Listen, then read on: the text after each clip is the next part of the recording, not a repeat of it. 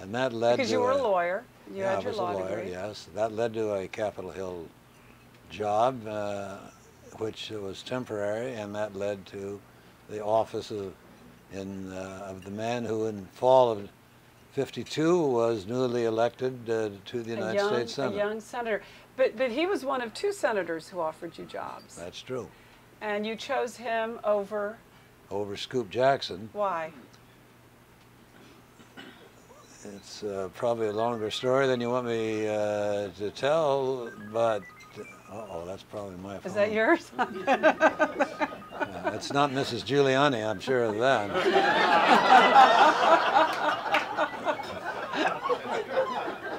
Well, we'll let it. So we'll ignore it. You know, Paul Douglas of Illinois, one of the great United States senators, was the chairman of this temporary committee I was working for.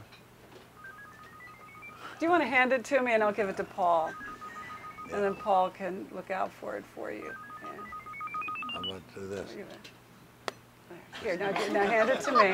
Now give it, and I'll give it to Paul. Okay, there. thank you. And then will we pass this down to, now go on with your story. So choosing Jack yes, Kennedy over Scoop Jackson. Yes, so Paul Douglas said, I couldn't go back into the executive branch because Eisenhower had just been elected president, the first Republican in 20 years, and he asked for a freeze on executive branch employment.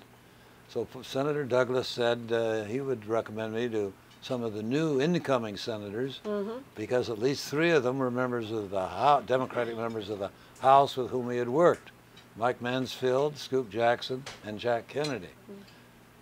And letters were written by Senator Douglas or his administrative assistant, Bob Wallace, to all 3. I'm not sure they ever heard back from Mansfield. But the other 2 both said they were interested, and both interviewed me, both offered me jobs. My mentors in Washington at that time, one was Senator Douglas's administrative or legislative assistant, Bob Wallace. The other was a lawyer here named, who later became a distinguished lawyer in New York, Stanley Gewirtz. Both of them said to me, oh, take Jackson. Yeah, because he's the tried and true. He's tried and true, yeah. Progressive from the progressive Northwest, got a great future. Jack Kennedy's dilettante. He's too close to his right-wing father. His right-wing father never hired anybody except an Irish Catholic.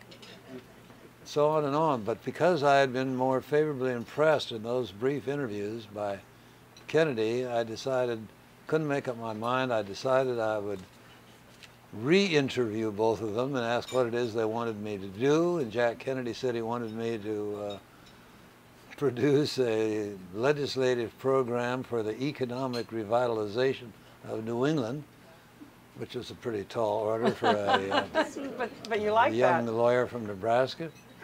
And Scoop Jackson said, oh, Paul Douglas said, you're the brightest lawyer he ever met. I need someone like that to get my name in the papers. wasn't too tough to figure out which of those 2 I wanted to work for. You talk about coming into this Irish Catholic mafia, so to speak, and you tell a wonderful anecdote about going to a campaign appearance with Kennedy once, and he told you to say you were from West Hyannis, which may not have even existed, but that's true. He felt the need to pass you off as something other than what you were. He certainly didn't want to introduce his legislative assistant as being from Nebraska. McGeorge Bundy said that you were an extra Kennedy brother. That you were like, that you loved it. You know, that you were like another brother. And at what point in your relationship, if it ever did feel that way to you, what moment in your relationship did you two find bonding? I mean, was there a singular moment where you realized how well you connected?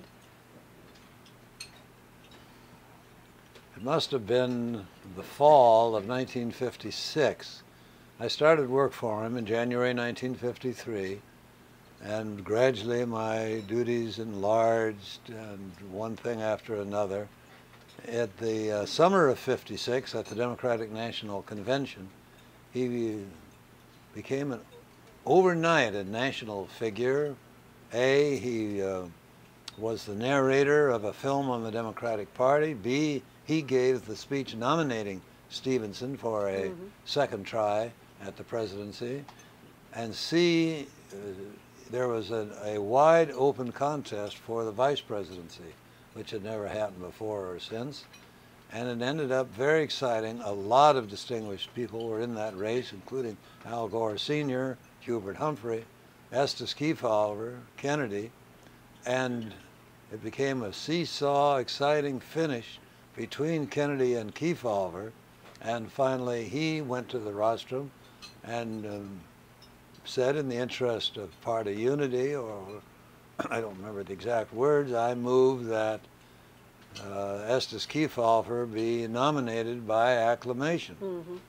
No one had ever seen a Politician politician step back like that. and he was so wonderfully telegenic that he became an overnight hero.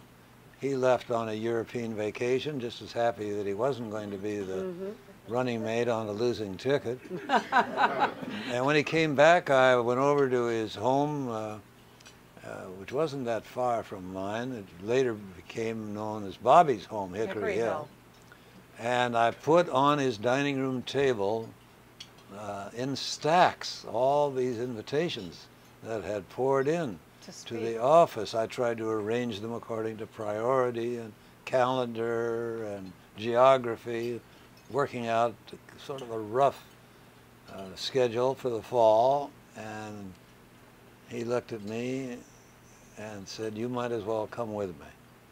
And for the next 3-4 years, just the two of us traveled together everywhere to all 50 states, some of them more than once. He didn't make an appearance without you in the mix, basically. Well, I was certain, I don't know about the mix, but I was certainly close behind. It was during that time that we bonded. I can think of only one instance in the book where you were actually asked to leave the room once, and that was by Bobby Kennedy. And that may have been more of a power play than authentically necessary, right? Well, that was after Bobby had joined the team and was in effect becoming the campaign manager. I was too young, inexperienced. Were you a threat to Bobby? Was I? A threat to Bobby. Well, that's all described. More of a brother than a brother? That's described in some detail in the book. Bobby and I did not start out on the best of terms. When I was an assistant to Jack Kennedy, he was an assistant to Joe McCarthy. And which ran counter to virtually everything you believed in. That's true, and we looked at each other with a certain amount of suspicion because I was neither Harvard nor Irish Catholic. Right. You were Nebraska, Danish, Jewish Unitarian, and abstemious. And I don't know whether you played touch football. Well, you did play touch football once with Bobby, and he decked you, right? You've got all the bad stories. I remember exactly. It was the Saturday Evening Post, which wanted to have some pictures for an article they were doing on the young senator from Massachusetts.